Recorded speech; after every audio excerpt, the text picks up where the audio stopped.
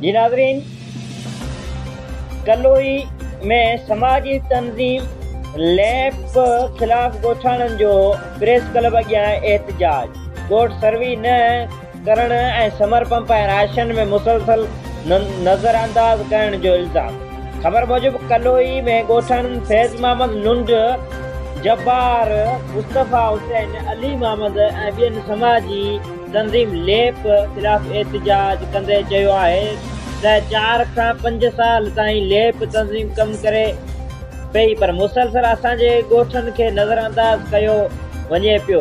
मनपसंद माण्हुनि जा ॻोठ सर्वी करे, नाला लिखी, समर पंप ऐं राशन ॿियो सामान ॾेई हिननि खे नवाज़ियो आहे।